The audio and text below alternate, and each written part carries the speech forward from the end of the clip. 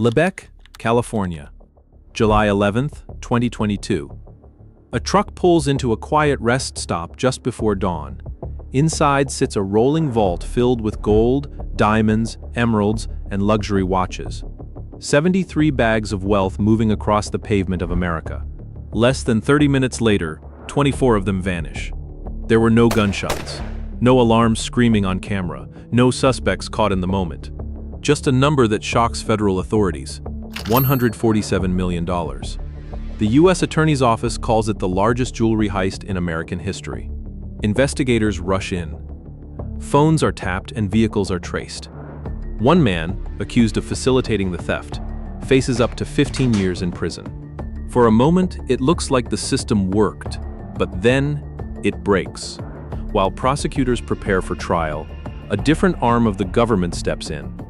The accused man is taken into custody again, not by federal marshals, not by the court, but by immigration officers. Weeks later, he is no longer in jail. He is no longer in the country, removed quietly and without warning. He was deported before anyone could question the decision or challenge the order. There was no trial, no jury, no verdict, just a swift conclusion delivered without explanation. A $147 million crime, a signed indictment, and a defendant who simply disappears. How did one of the biggest criminal cases in U.S. history collapse overnight? Who was responsible for letting a key suspect slip away? And how did America's immigration enforcement end up overriding a federal prosecution? Central California, March 2022. This wasn't their first job, and it wasn't jewelry. According to federal indictments, the group began with something smaller, but valuable enough to matter. They targeted shipping trucks carrying high-end electronics. Consumer tech moving silently between warehouses. Their strategy was never loud. They didn't hijack trucks at gunpoint or block highways. They didn't force drivers off the road. They simply followed them, sometimes for hours at a time. Multiple vehicles worked together in a coordinated rotation. One car stayed close to the truck, while another rotated in and out of view.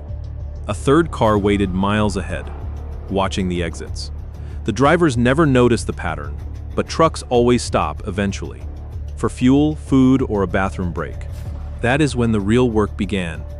At the stops, one member would approach the driver with a distraction, a simple question or a moment of intimidation.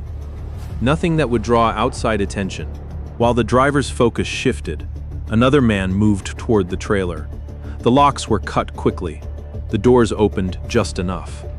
The goal wasn't to empty the entire hall. The goal was to be fast. Between March and May, prosecutors say the group hit 3 shipments this way. Samsung and Apple products. Over $300,000 in electronics vanished. No security footage showed their faces clearly. No alarms were triggered fast enough. Every job taught them something new. They learned which truck stops were poorly lit. They timed how long drivers typically left their vehicles and mapped where the cameras failed to overlap. By July 2022, the target changed to the International Gem and Jewelry Show, a traveling event filled with rare stones and luxury pieces, millions of dollars moving under routine logistics. They scouted the site carefully. Prosecutors say multiple members visited to watch the loading procedures. They identified the specific Brinks semi-truck with 73 bags inside. Each bag held items that could be sold quietly, broken apart, or moved overseas. But they didn't act immediately. They waited for the truck to leave San Mateo. Late on the night of July 10th, the crew followed that truck for nearly 500 kilometers. There were no sudden moves and no speeding, just pure patience. They trailed the shipment through Buttonwillow and into the darkness of Lebec. Then, the truck finally stopped. It was the early morning of July 11th. One driver stepped out to get food. The other stayed behind, asleep in the cab. The clock started. They had exactly 27 minutes. The crew broke into the trailer and removed 24 bags of wealth.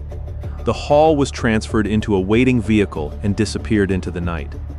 By the time the driver returned, the most expensive theft of its kind was already over. No one chased them. In that moment, no one even knew they were gone. So who was truly behind this operation? How did investigators begin connecting the dots? And where does Jeson Nelon Presilla Flores fit into a crime this precise? June 2023, Central District of California. Nearly a year after the gold vanished, federal prosecutors finally make their move. The long silence ends as they step forward with charges prepared behind closed doors. An indictment is unsealed, exposing the case that had been quietly taking shape. 7 men are named. 5 of them are described as ringleaders, the planners, the drivers, and the ones closest to the truck doors. Then there's another name, Jeson Nelon Presilla Flores. He isn't accused of breaking locks. He isn't accused of physically stealing the bags. Instead, prosecutors say he helped make the heist possible. Someone operating just far enough from the scene to avoid cameras. Flores lived in Upland, California, a quiet city in the greater Los Angeles area. Nothing about it suggests international crime. Nothing that hints at $147 million in stolen jewelry. Flores is 42 years old, born in Ecuador but living in the US for decades. According to court filings, investigators believe Flores played a support role, tracking movements and helping coordinate vehicles and assisting before and after robberies. Not the face of the crime, but a critical piece. By the time the indictment drops, federal prosecutors are confident. They've mapped phone records and vehicle movements, patterns from earlier electronics thefts. This wasn't a one-night miracle, it was escalation, and Flores, they believe, was there along the way. On June 11, 2023, Flores is officially indicted. He pleads not guilty. If convicted, he faces up to 15 years in federal prison. Prosecutors prepare for trial. They assume he'll remain in the US, out on bail and reporting to court, waiting like the others. That's how the system usually works. But something about this case is already drifting off course. Behind the scenes, a separate process begins, one that has nothing to do with juries or evidence. Flores is transferred out of criminal custody, not to another jail, but into the hands of a different agency. An agency with its own priorities, its own orders, and its own deadlines. Prosecutors don't notice it at first. They're still building their case, still believing they have their defendant. But by the time they realize something is wrong, Flores is no longer where he's supposed to be, and the trial clock is about to stop entirely. So how did a federally indicted suspect end up outside the reach of the court? Who authorized his transfer? And why didn't the prosecutors know it was happening? August 2023, the Central District of California. On paper, everything looks normal. After weeks of negotiation, lawyers reach a deal. Flores is granted bail. Court orders are signed and conditions are set. He is supposed to walk free and await trial like the others, but that never happens.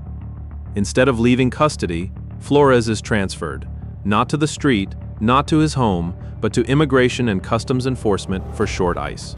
A separate agency, a separate chain of command, created in 2003 after the September 11th attacks.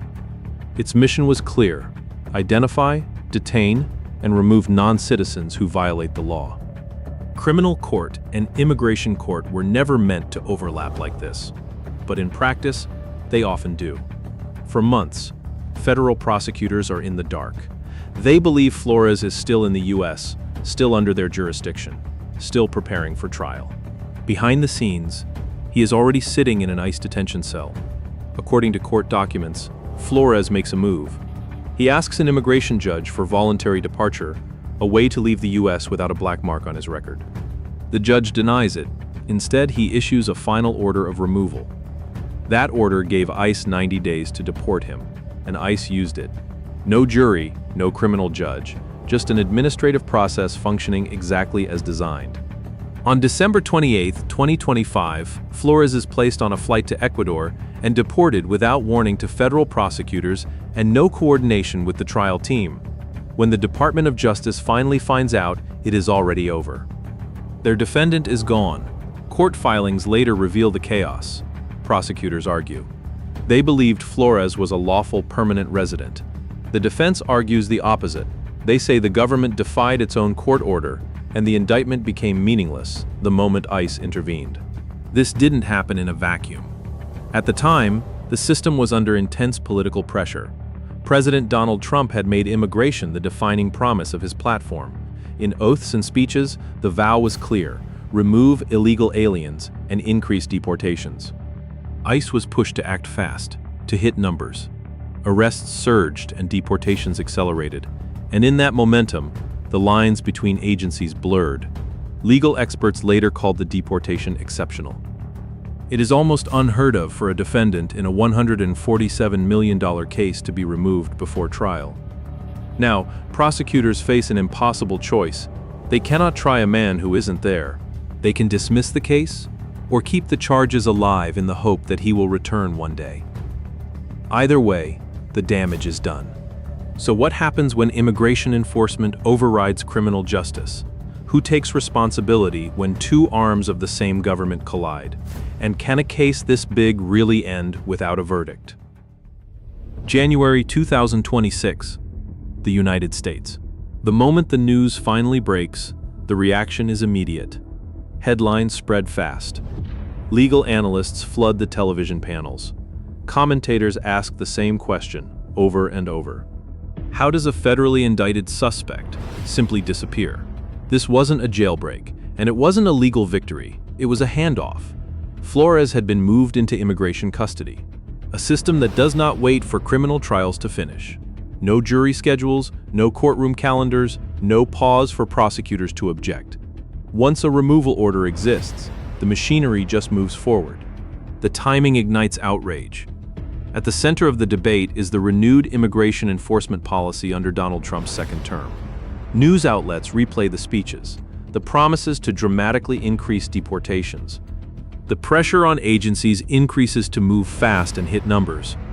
Critics point to the same fatal flaw that speed replaced coordination. Flores was placed on a flight to Ecuador in late December 2025. Only afterward did prosecutors learn the truth. Their case is still active, but their defendant is gone. Prosecutors ask the court for a dismissal without closure, leaving the door open just in case Flores ever returns. But the reaction lingers. The stolen jewelry is still missing. The money is still unaccounted for. Some defendants will face juries. But the largest jewelry heist in U.S. history ends not with a verdict, but with questions about priorities, about coordination, and about what happens when systems move faster than justice can follow. Because sometimes justice doesn't lose in court, it just gets outrun.